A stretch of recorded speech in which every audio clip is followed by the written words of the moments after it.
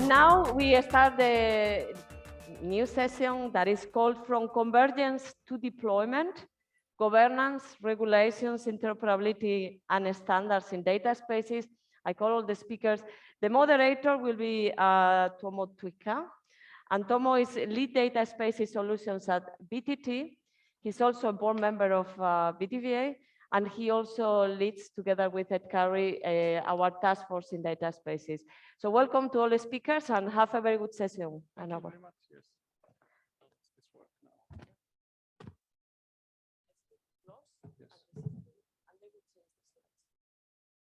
I see. Okay. Let's see what happens then with the slides. All right. Let me see.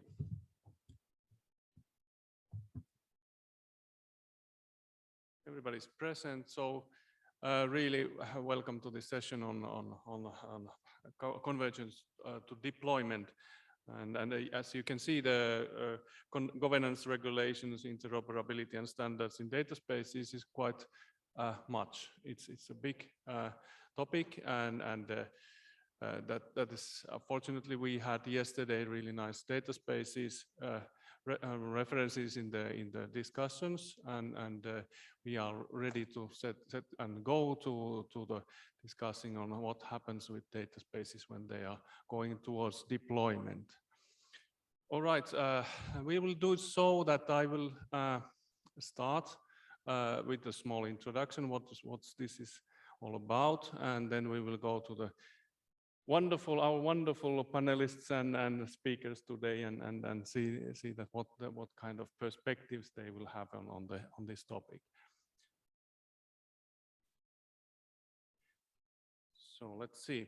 Yeah, first of all, I think I have to tell a little bit about history, that how we came here with the data spaces at BDVA.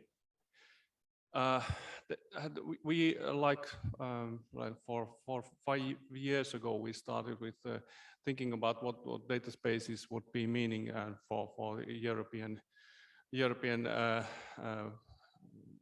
Union and our European businesses and markets, and we had a small group starting to work on this, and we really started to think about what does it really mean that when data sharing happens, what kind of data spaces they would be like forming. And this work sort of like have been gradually developing, and I can see many and hear many voices in the community about data spaces nowadays. It has become almost mainstream to talk about data spaces. But then again, one thing is very important, and that is that how we understand the data spaces, because the way we understand the data space as a concept means that we know what is the goal, what we do with this concept of data space. So this is one of the, well, let's say definitions. I took a couple of lines to somehow get a grasp that what kind of issues are there we are talking about when we are talking about data spaces. For sure, there is technology. That's one thing. There's data sets, models, ontologies, but there's also the software infrastructure that we are working on, and what is happening all the time in the European Union at the moment.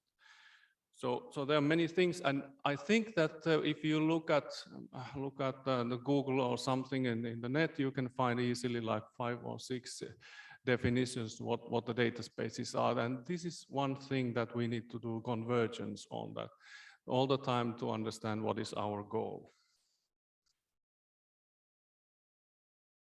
Yeah, and this, I think I'm really proud as a BDVA person of this picture, because that's one of the first like visualizations and what are the key pillars on data spaces and or data sharing in the first place, and I think that it works for data spaces as well. But then again, it in a general way. it depicts those things and matters, and then what we need to look at when we think about data sharing. So it's a general picture, but it helps in understanding what we are talking about.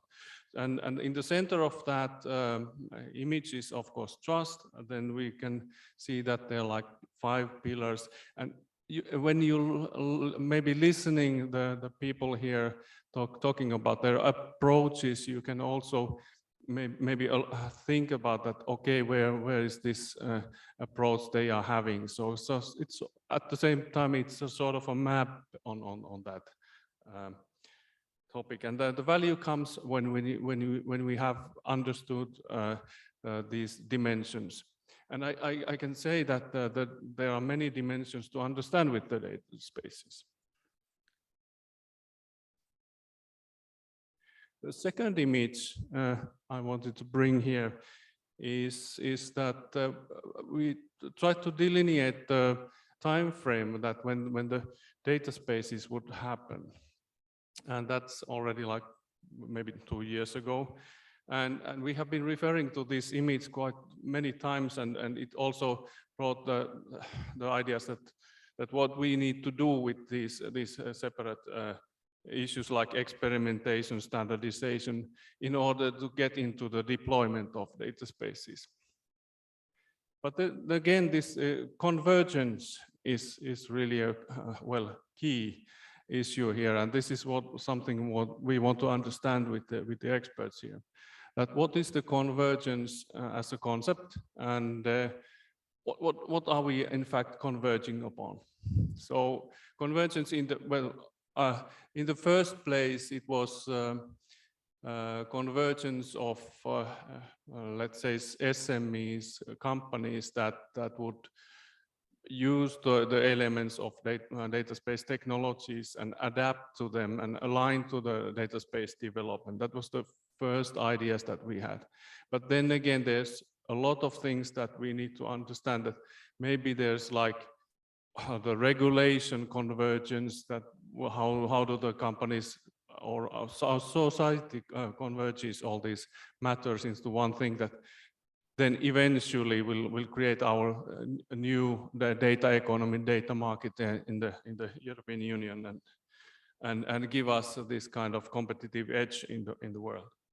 So this is, I think, a very important issue, and we will come back to this one every once in a while to understand what happens and when, and try to reflect on the developments of data spaces. So now today's speakers, you can see them on the slide. We have great set of people. There's Dietrich, senior advisor from EGR Foundation, Natalie Bertels from imec-CiTiP-KULeuven, Sille Sepp from MyData Global, Herman from TNO, and Rigo Wenning from ERCIM and W3C. So I think we would start with Rigo's presentation. We have short presentations here allocated for everyone.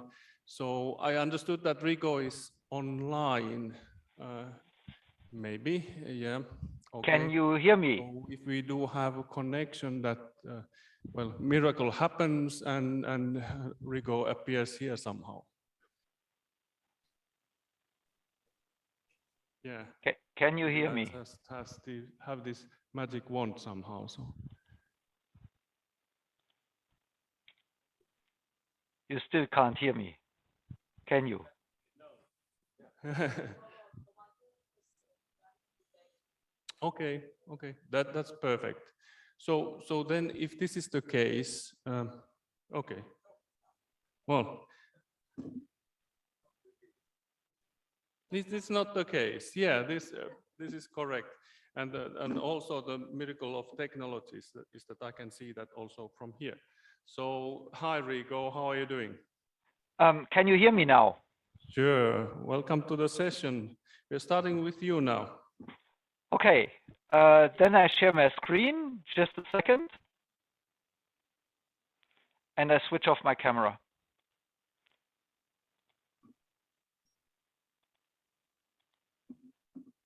Okay, can you? Yeah, we can see you or your slides. You can see my slides. Okay, perfect. So I want to bring to you something we are working on in BDVA in task force on interoperability. And I just want to give you a teaser into your panel discussion. When we talk about data interoperability, we have certain layers of interoperability. And when we talk about data spaces, we are bringing together a lot of data from different sources that we amass either or over time or on the fly.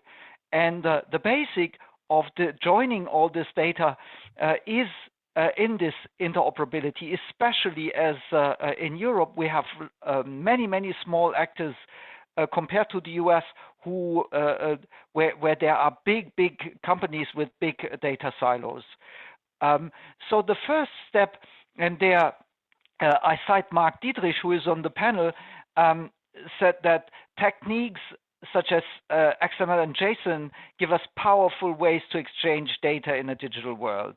And I think this is the basis. We are not coming from nowhere.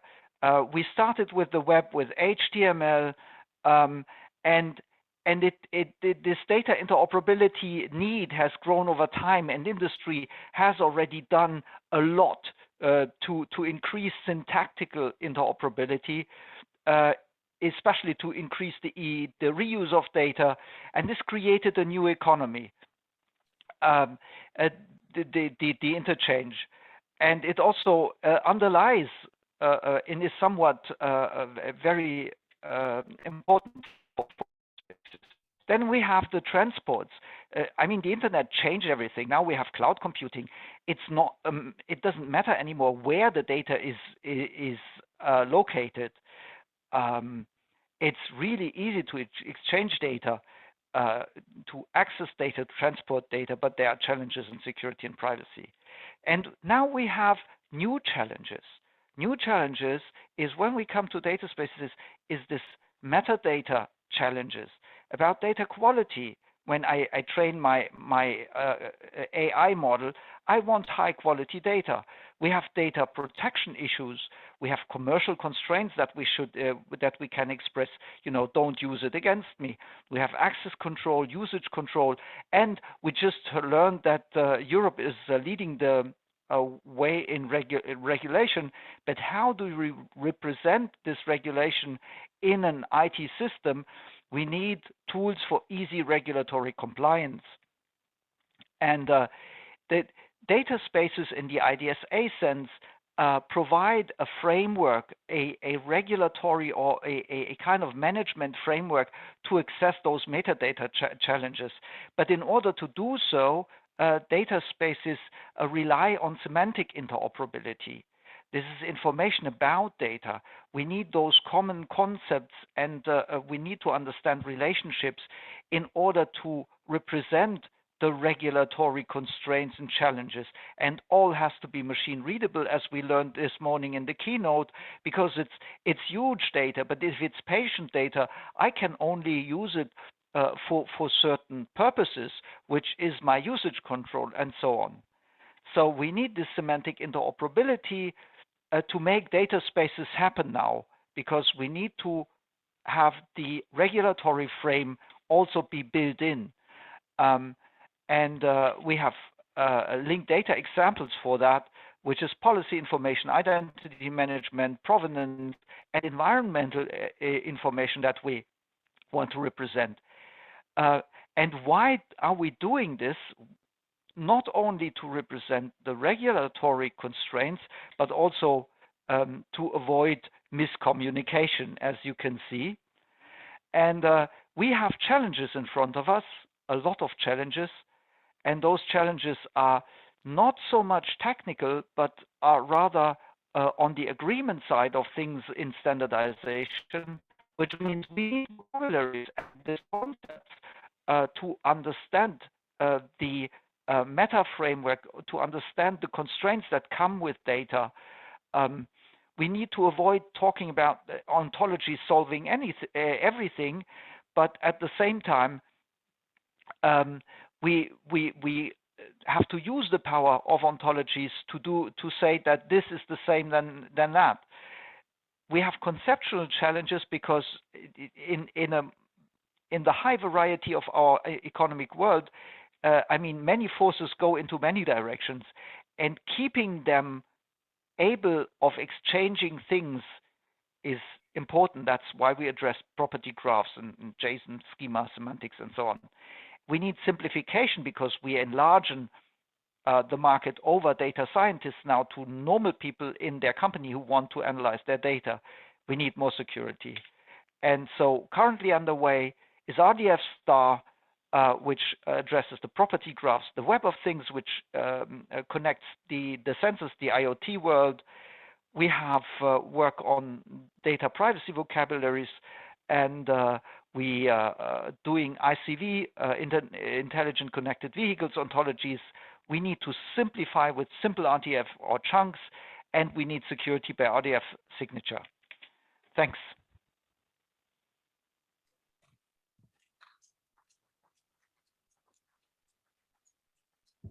Thank you so much, Rigo, from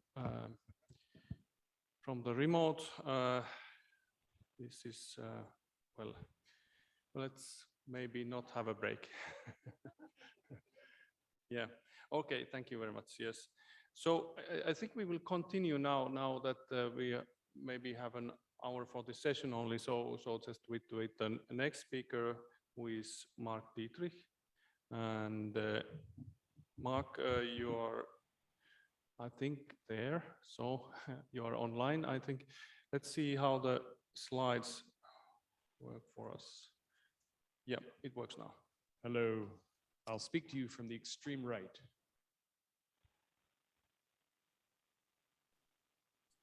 Long time ago, I was a professor and I never stood still.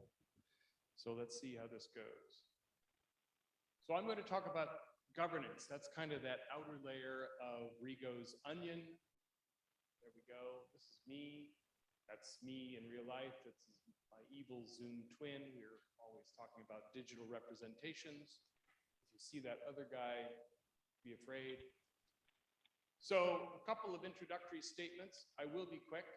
The statement was made yesterday and many times before. Data is the new oil, statement by Clive Humby, who was, I think, CEO or CIO of Tesco in 2006. Well, I don't agree with that personally. I think, and this is an idea I had, it turns out somebody else had that idea, data is the new uranium. You bring data together, you can get some good things and you can get some bad things. And you have to track it and manage it, and it has health impacts.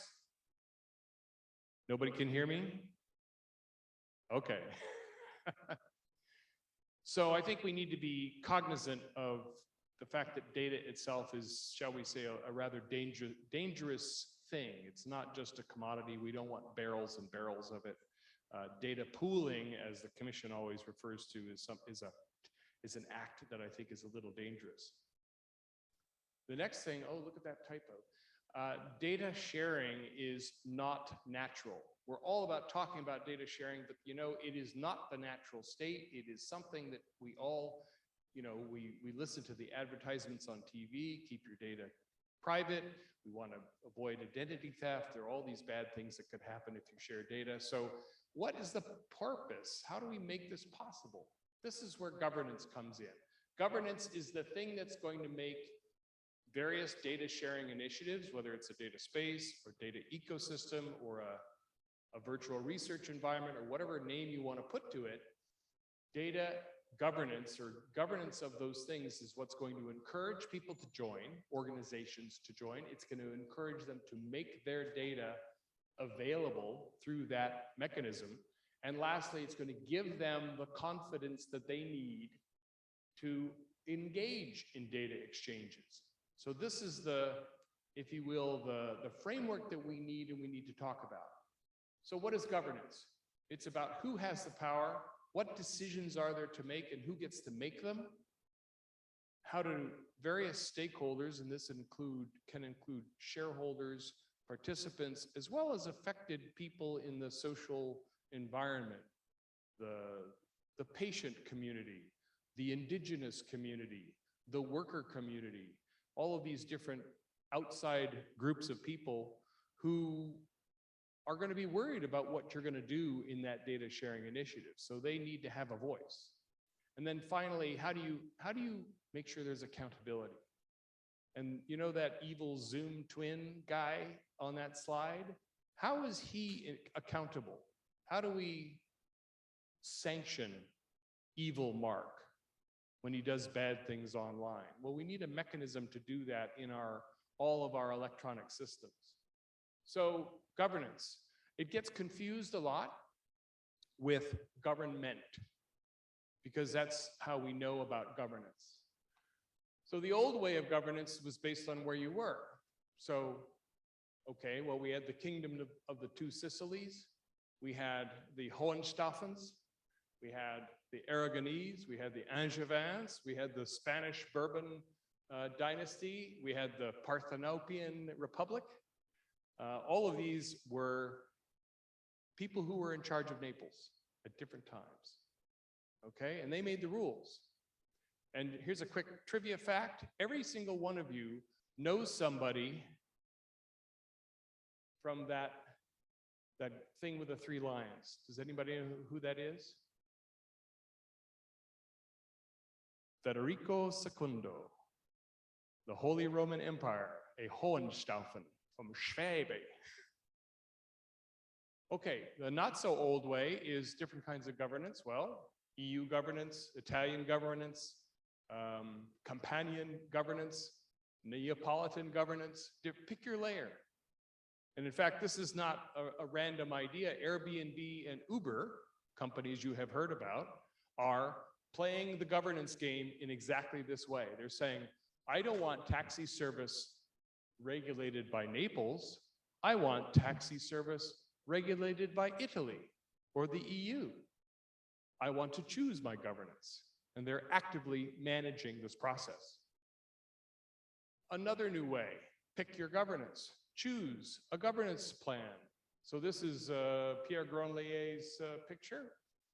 Underneath, we have a GAIAX trust framework. And then just above that, you see extended ecosystem governance. Basically, each data ecosystem living in a GAIAX data space environment can have its own rules.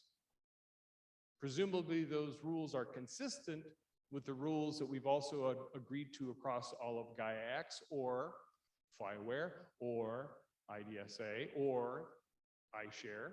There's some commonality, but within those common frameworks, we're going to make some specific rules for our data ecosystem. We also have overlapping governance. This is from GAIAX, I think. Maybe it's from IDSA. Lars is going to correct me for all my attributions here. We have layer A, which is the European framework or the member states.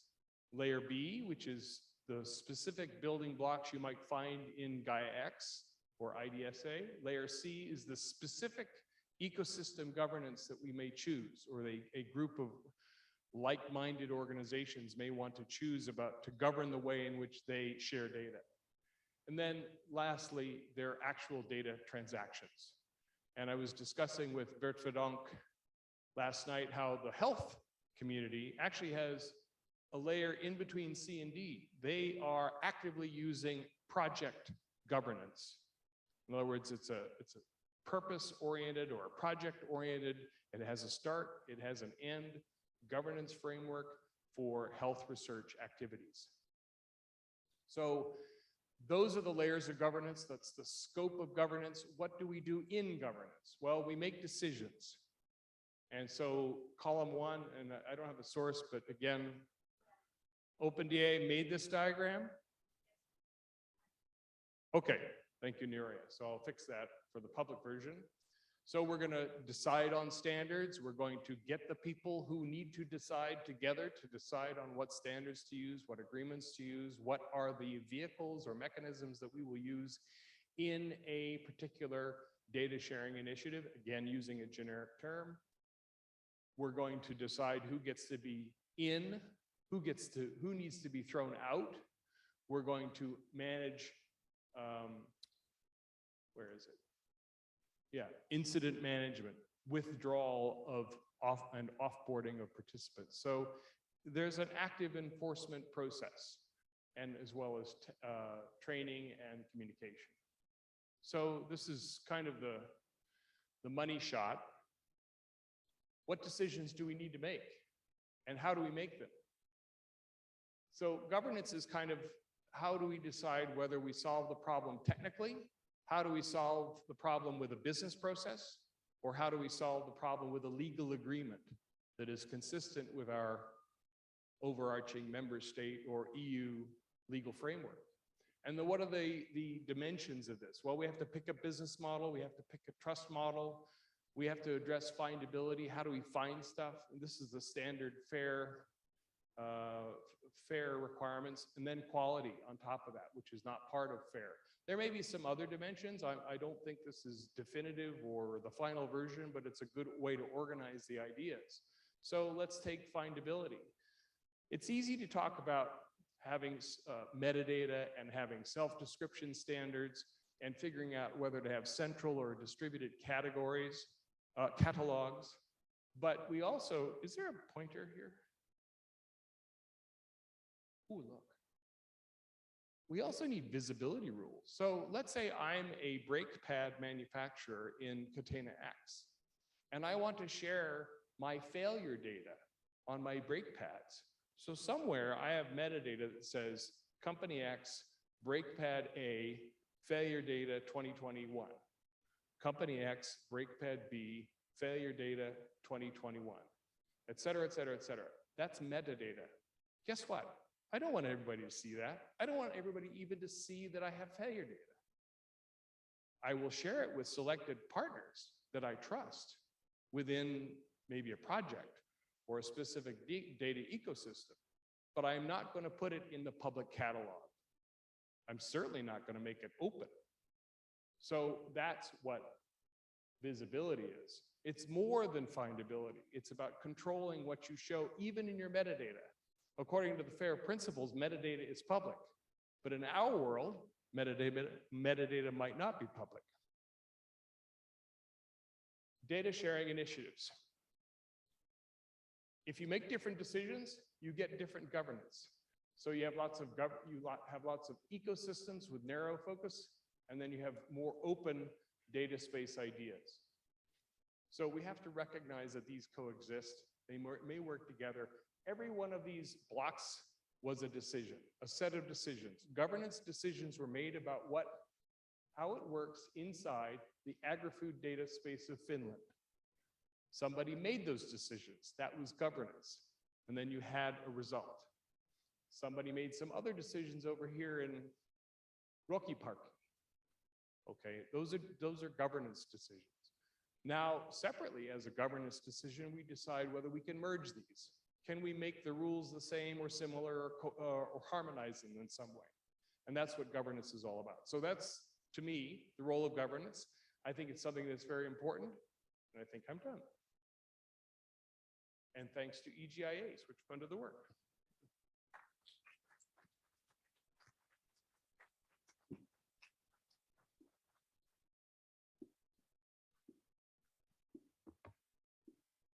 Thank you.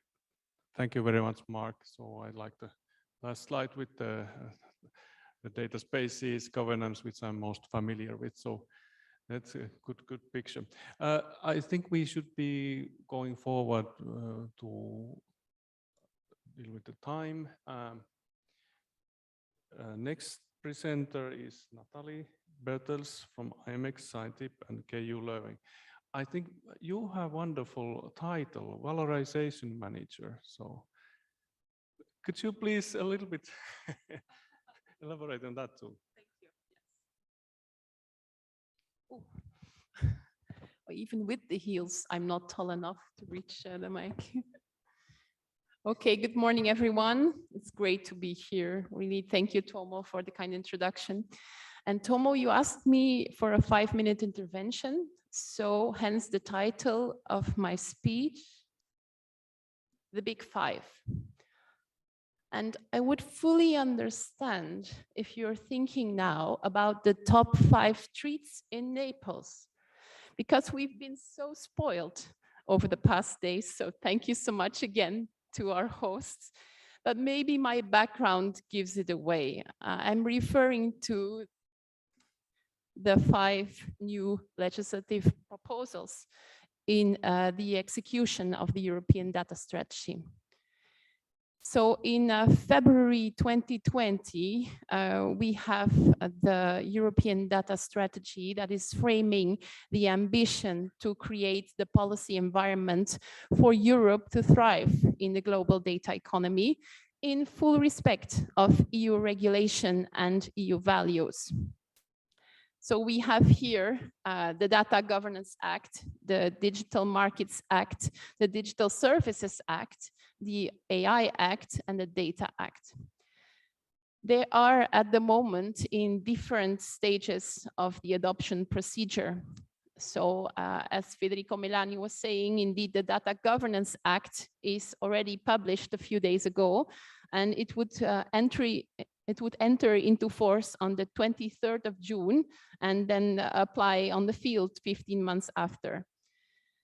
Data Markets Act and Data Services Act are in the trilogue stage, and Data Act is at the moment in proposal by Commission.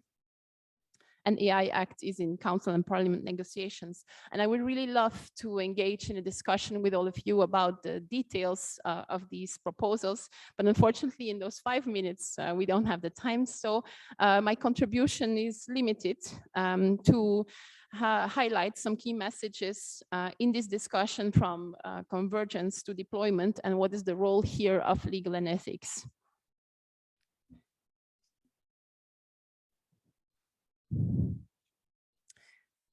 I've been mentioning the 5 proposals in execution of the data strategy, but there are already many other legal frameworks dealing more or less directly with data. And my comparison with the Napoli treats is still valid. So there's many more treats, looking forward to it, and there's many more legal and ethical frameworks. Just referring to a few of them, the Open Data Directive, so everything regarding to PSI, data protection law, GDPR, mentioned already a few times in the presentations yesterday and today. IPR, database rights, trade secret protection, competition law, data ethics, consumer protection law, like here also fair B2B commercial practices, contract law, and sector-specific regulation, not to forget about that. So it's very important that we really also pursue this goal of what we call legal interoperability. We really need to find a way to navigate this legal complexity and to create a consistent framework, or better, maybe a consistent infrastructure, here using also the word deliberately, the infrastructure from the legal perspective, to really create a clear and a fair legal ecosystem for data and for data spaces. So this is the first message. Second message, it's really difficult to scale. So of course, related to the legal complexity, it's really important. We were talking about breaking silos, but we also need to, as lawyers, break our silos. We really need to make sure that we take into account those different legal frameworks, that we address this difficulty to scale. And of course, this also means we navigate the tension between horizontal and vertical, horizontal and sector-specific regulation. And we hope that we would be able to have some best practices, some lessons learned, and to really also continue to engage like in an experimental way to really find what is the pros and cons of each of those mechanisms, of each of those frameworks, and to really look at the context, so to really be able to base ourselves on case-specific studies and to learn for future regulation as well. And I mean, here I want to make reference to regulatory sandboxes, to test beds as tools to do so. Also, I think important to move from convergence to deployment is to really support the operationalization of these legal and ethical frameworks. So here I wanted to maybe make an extra layer, because Mark was already referring making an extensive contribution on governance. But I think it's also important to maybe make a distinction between data governance and governance of the ecosystem, of governance of data spaces. I think this is an important guideline that we can use to facilitate the discussion. What else? No, I'm trying to be concise, but it's always a challenge as a lawyer, because I brought here with me preparation of pages for these 5 minutes. What else can I maybe so far bring to the discussion is here I have attention for enforcement. I think I find it fascinating that there is so many new regulatory bodies, so many new administrative authorities also going to be created in execution of the new legislative proposals. And it's really interesting. Of course, they have an important role to play in contributing to the operationalization, in really figuring out how they all play the role together. And for me as a lawyer, it's really an interesting challenge to see how we can contribute to developing methodologies to really structure, to really align enforcement strategies of those different policy objectives. And of course, this is very much true. We've heard the message also yesterday. It's really important to engage all stakeholders in a constructive dialogue. I really think this is key, and I hope we make a start. Well, we've already made an important start, but we can continue the work, and hopefully also I welcome all of your questions in the panel discussion. Thank you.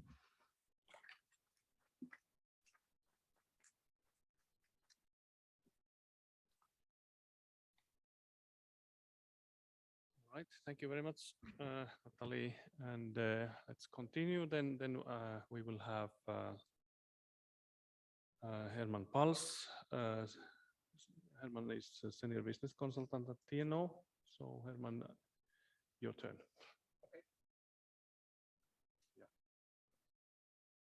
I think I will restrict to one slide. I prepared some else, and also based on this discussion, I think maybe I should change my story, because from outside in view, when I heard all these stories and you were thinking about building data spaces, I heard so many problems now and so many challenges, and it's overwhelming. And as a researcher, I like that. Also as a research community, all those interesting problems, because it's always exciting to raise new topics, new interesting areas. But from a commercial point of view, come on. You can build data spaces. It's live, it's kicking, you have a governance framework, you can do it, and let's do it. And then take the templates which are already there. And just as the example of I presented yesterday as well, smart connected supplier networks, it's live and kicking, 20 service providers are attached, more than 300 companies are actively exchanging data, there is a governance framework, keeps things also simple as a starting point. And I'm quite happy that this morning there is a press release with KPN, SCSN and TNO that we announced that we will hand over the operations to KPN. And I'm quite happy because a company like KPN is far more capable of doing the operations. And in that way, it's kind of, say, an extending pilot. But yeah, if it goes down, don't call me. So I'm quite happy there with that announcement. But I think one of the key messages is say, take existing practices in data spaces governance framework to keep it as simple as possible, and then extend to more extensive data spaces. Of course, you need to think about it, but don't start with, say, data spaces 4.0. Start with 1.0, with keeping things simple. And I think there will be a high incentive in the coming 1 or 2 years. What I realized just a few and also had a discussion last evening, say 2 years ago, everybody was asking about use cases and what's the business model, etc. But now I clearly see in the energy data spaces, there are such a huge savings. The only thing what's lacking is the data space. And due to Ukraine, the oil prices, there is, say, you can save billions of euros with using AI to save energies. The only thing is, say, a trusted energy exchange. That's building a data space, but you can, for 1/10 of the savings, you can build such a data space. And another area where I see a huge drive is product passports. Looking across the value chain, what are the ingredients of all your products? That's really sensitive for all those companies, but it's coming and it's coming fast, both in the industrial areas, but also, say, in the food chains and also the attachment to CO2, etc. Closer to the mic. So I hope that everybody heard the story, because I'm almost at the end. So my key message is, and that's also the impression, say, we are always, say, looking ahead, data spaces will come, but data spaces you can build today, and let's start today and spread the good news, and let's use it. Thanks.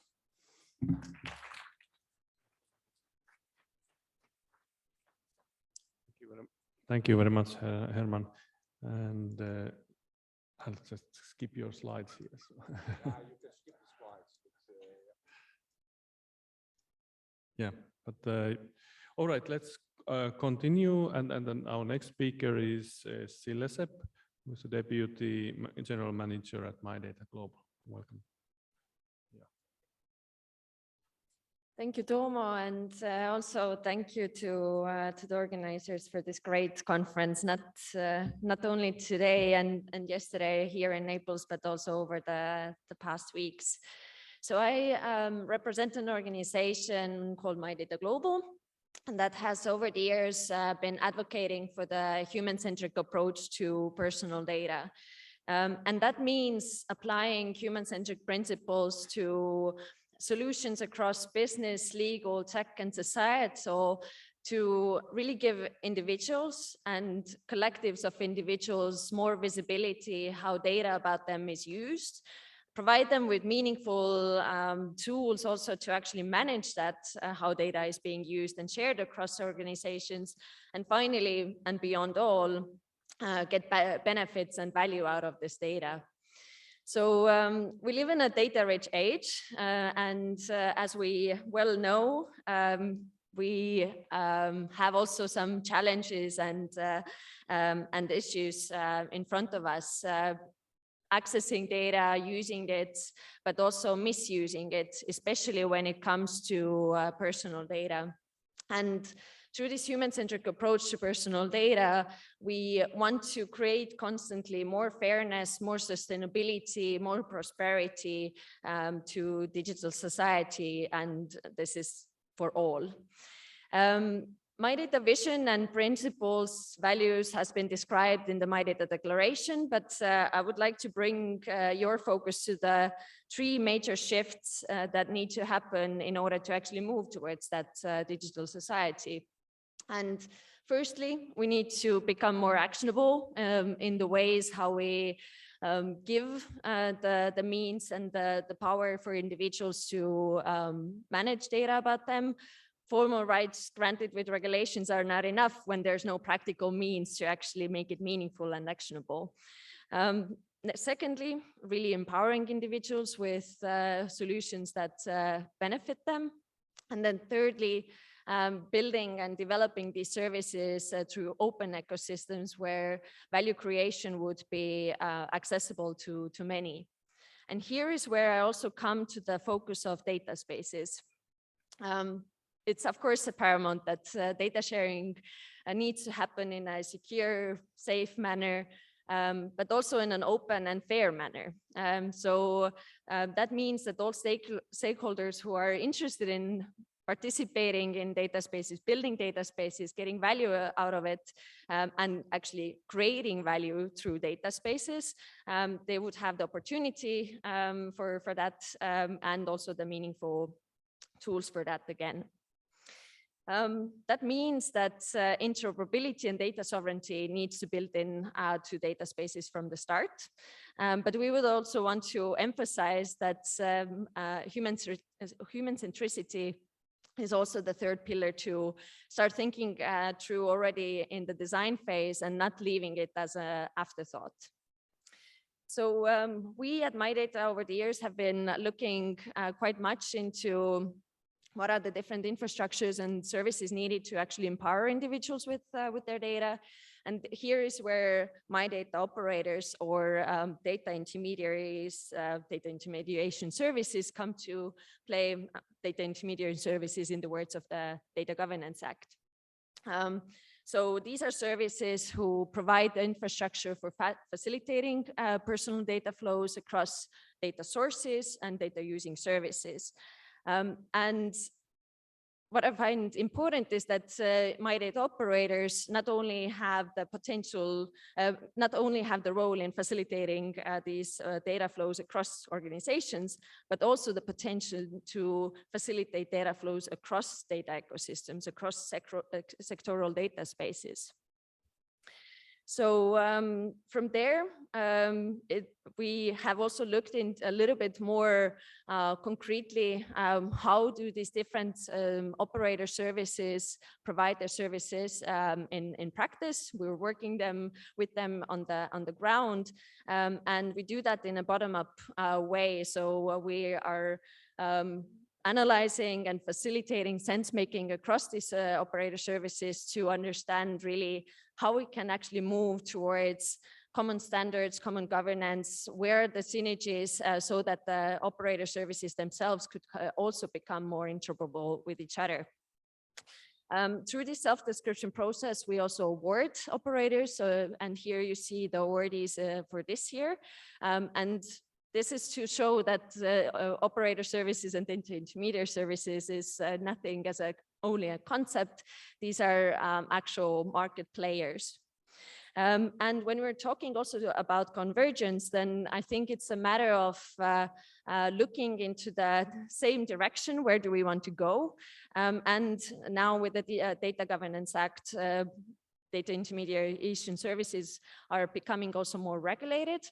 And for example, on the MyData operator side, we are also looking at how the different standards, governance models, etc., that come out or emerge from the market could start align to these requirements coming from the regulation. The last point that I'd like to make is a little bit into the similar direction that Mark mentioned about these different governance models, but kind of open it up even more is that as we know, different organizations, different individuals have different needs. And hence, I think it's important also to stay attentive, acknowledge and appreciate this diversity of approaches that are out there in the market that actually address those needs. In that sense, we need to also stay flexible and adaptable when those different common standards, governance models, further building blocks are being established and implemented. And this is not to say that everything should be allowed or everything can be done. I think it's always a balancing act between those different needs. And from governance, in the end, it's about finding this social agreement on where do we actually want to move towards, and then finding what means you actually need for that.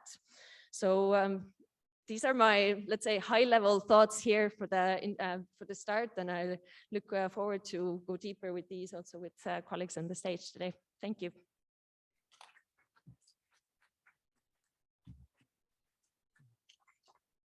Thank you so much, Sille and everybody. So I think that you almost answered my question, but let's try this. And we have been hearing now like about the governance. Well, first of all, of course, the interoperability topics that are very important in order to create the, the background that we can have interoperable systems. That's clear. Then governance issues come up, and this is that in what way we can create like organizational human systems that will work together in a like purposeful manner. And then we heard about legal approaches. I can see that there's like huge, well, big five. it's now coming in, and we need to take into consideration. And then again, Herman was having his point that we should do it now. So my question here would be that because now we are doing this innovation, is that okay? Still coming back to that what should we do first? And is there like, should we do everything at the moment and let Herman then there when he's implementing figure out that okay, if I'm aligning and converging in this one and this one and this one approach, so maybe there's like the best practice to do, which you have been finding out. But and now I would like to have, you can just raise your hand. So if you want. So the question, where to start? Yeah, please. Hello? Okay. That's good. I think a good start, I mean, I support Herman's bias for action. I am not suggesting that we take another 2-year pause and think about governance. I think we should move forward, but I'm simply suggesting that as we move forward, we ask these governance questions explicitly as we go along and keep track of it. I think of it as requirements analysis. I think of it as the normal business requirements gathering process. You meet with your customers and you say, what is it you need to do? What is it you don't want to do? What are the constraints on your operation? And, taking the MyData view, if you're dealing with personal data, what do they want to do? What do the people want to do? And what do we want to allow or enable through whatever mechanism we're building? Just to make these things explicit as opposed to making them implicit, making them a function of some technology choice. They should instead be a clear requirement that we say explicitly, okay, we're going to solve this with technology, or we're not going to solve it with technology, we're going to solve it with a business agreement. Or we're not going to solve it with a business agreement, we're going to solve it with a policy or a business model or some sort of procedural approach. But just be clear about how you're solving it. I think the conversation that we've had, or I've seen, has been very technically focused. What standards should we use? I don't know. Every sector is going to be different. So maybe that's a business decision and not an Uber decision about they're going to apply to everybody. So I just want to see an explicit discussion along those lines, and then it becomes easier to manage. It becomes easier to compare two ecosystems and say they are almost exactly the same except for this. And therefore, let's work on that. Thank you. Thank you. Yes, please. I fully agree in that way with, I fully agree with Mark, because in the end, it's about, say, sharing data with the community, and the key aspect, say, of starting is also when doing business, having trust in each other. And that's at least, say, and you have a kind of risk appetite because you might know or don't know, and you need some, say, measures that you can build trust in that area. And I always say technology is only 10% of the problem. Interoperability, you can arrange that, and that's also part of my case. Those technical questions are already solved in a large way. It's building, say, those trust communities and having a drive saying data sharing is key. And that, say, in the manufacturing industry in Eindhoven, they realized we need each other in some way. We know we are its competitors, but to stay ahead in a worldwide competition, we need a level of collaboration, and therefore we need a level of data sharing. And that's the main incentive why we arranged and why it's successful. And it starts, fully agree, say, with a community who agree, say, we need digitization, we need data sharing to stay ahead or to solve our problems. Very good. A very last or quick reaction. I think, as you said, all disciplines are called to action. So all the stakeholders also in the value chain, we need to put all the interests on the table, and only then are we able to do this balancing exercise. So I think no one's pausing, everyone to the action. Okay, thank you. Sille? I think many good points have been already raised. I think two other things that I would like to add is looking at the existing case studies, really communicating the value that comes out of it and how it's done, and putting the time to really make sense of it, and then not only look at, okay, how can we then replicate it, but also start to kind of adapt it to our own context. So the stories and really case studies are valuable here. But the other point that I've been also now kind of thinking over the last weeks, discussing with different people, is that there's a bit of risk that data spaces becomes the next cool buzzword. And in that context, I remember one great quote from a sociologist called Saskia Sassen, who said that big terms are an invitation for laziness. And I like that, because I think that here is also the point about data spaces, that we really need to put in the time to think through these questions, but also start not only be afraid of it or be challenged about this complexity, but really start to act, test, iterate, move forward, etc., and really see how it can actually be done in a practical way. Thank you very much. How about Rigo? You're still here? Yes, can you hear me? Yes. Okay. My approach is to say we have heard about all those data acts and AI acts and constraints and regulatory limitations, and those are really not enablers. They prevent our IT systems from being distrusted.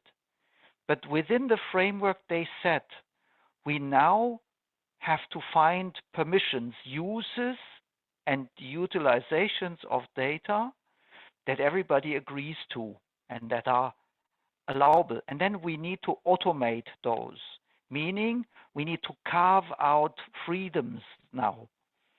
And this is the step-by-step approach where I join Mark by saying, look, let's have a data space, let's find a suitable governance, and then let's define a kind of best practice usage standard or what have you, that everybody can just safely invest in without risking after 3, 4, 5 million investment that he's in front of ruins because of regulatory constraints. Okay. Yep, please.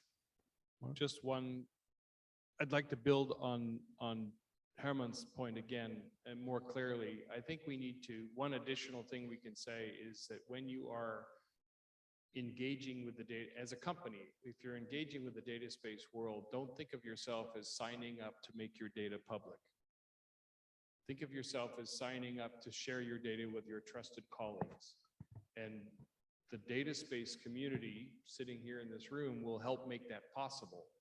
And these companies, these individual participants should not be scared away by this discussion, but the commission focuses on of public data spaces. I think we need to solve problems in a trusted way with the group of people that we need to share data with. And then we build from this to say we can expand the scope and open it up selectively as we become more comfortable. So, yeah. Thank you very much. I think we are about closing, but I think, yes, please.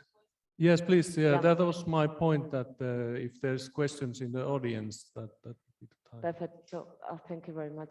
Actually, it's not a question coming from me. It's just because we have people online and sometimes we forget.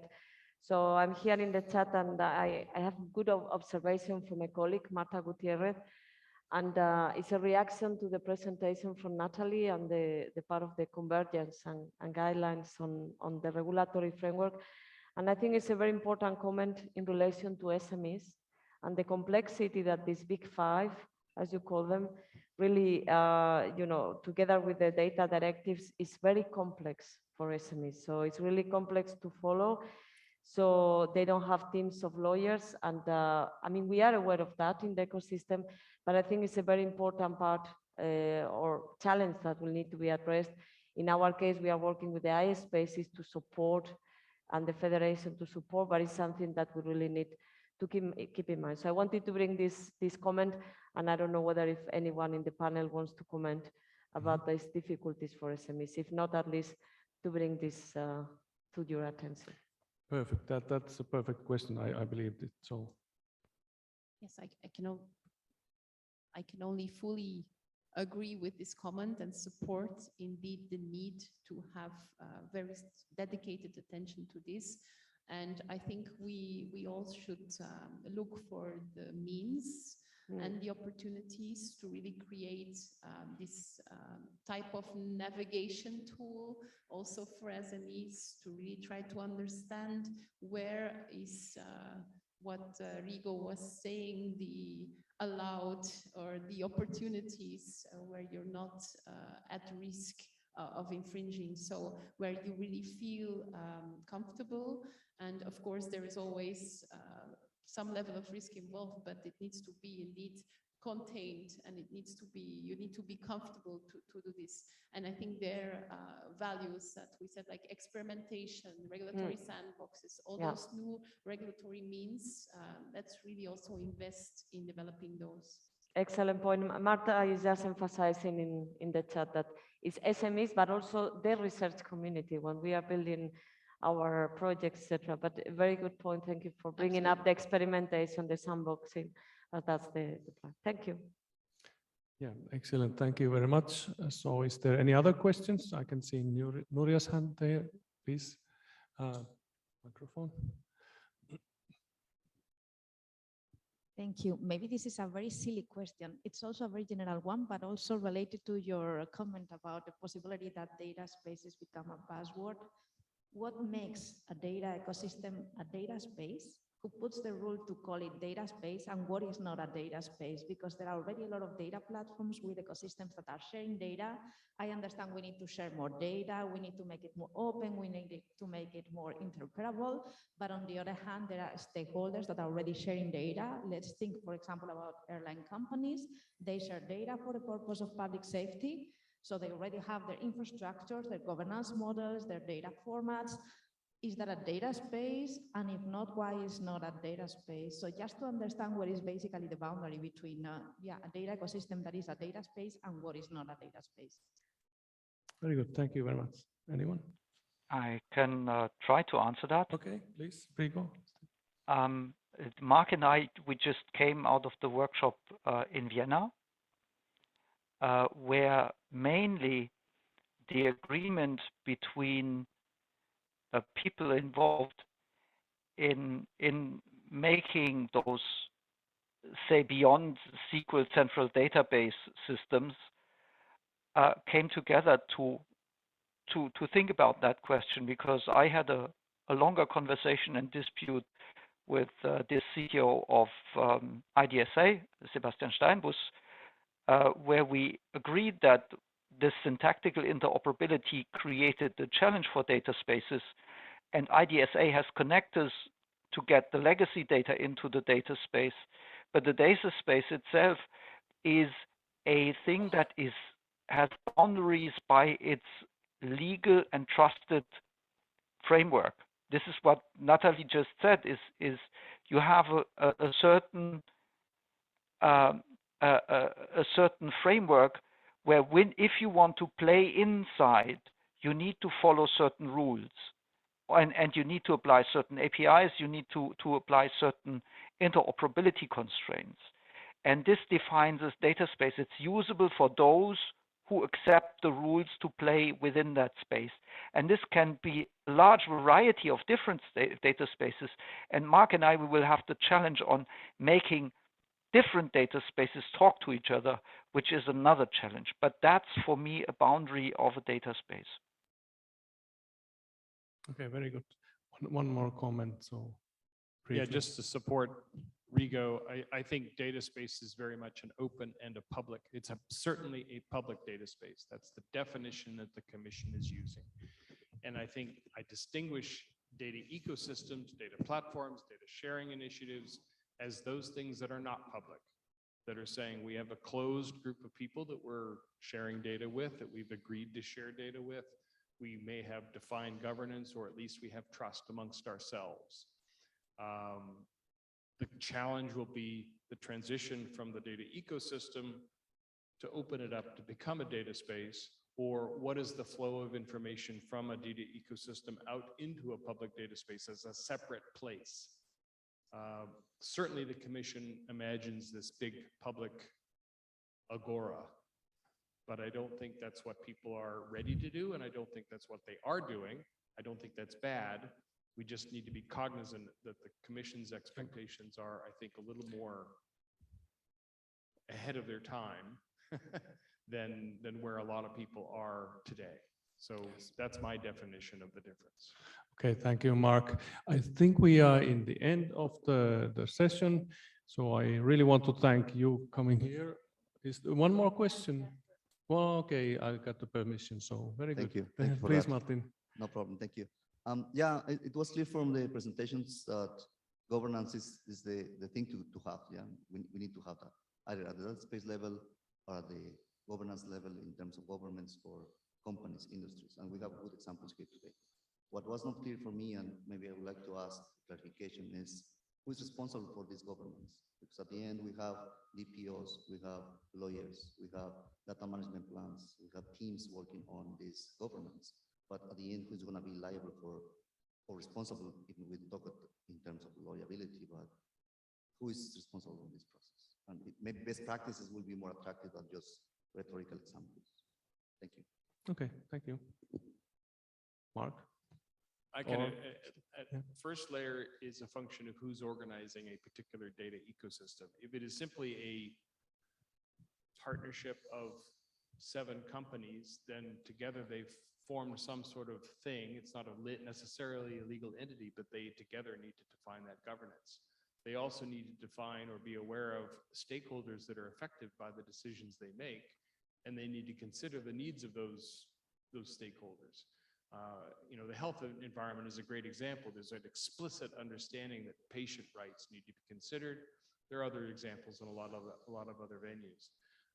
If there is a legal entity in the middle of all this, that's clearly the place where the governance is going to happen. So there's both going to be corporate governance as well as the governance of the data space going on.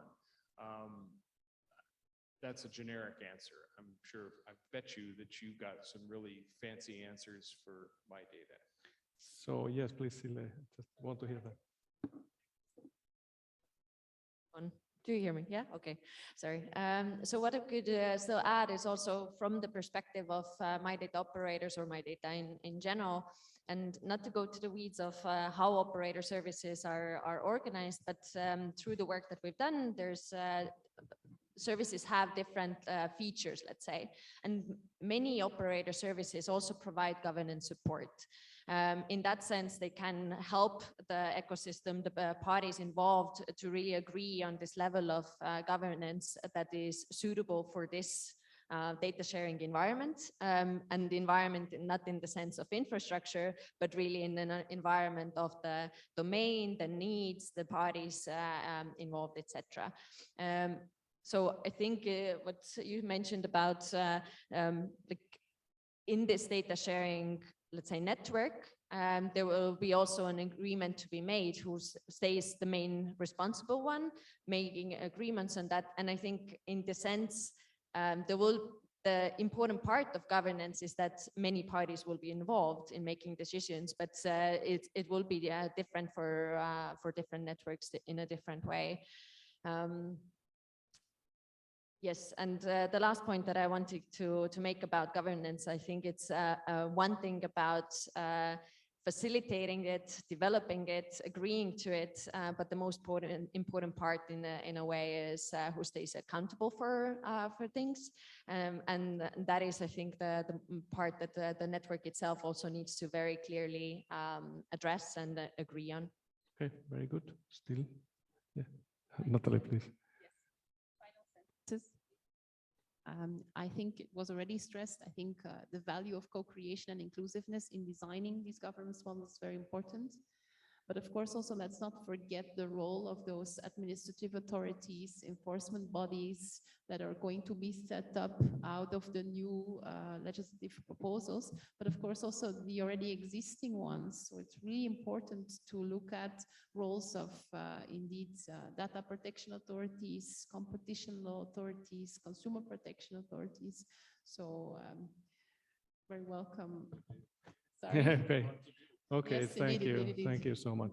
So I really must be now rude and cut this talk. And I think you can meet the people somewhere during the breaks. So thank you very much, everybody. Well, applause this one.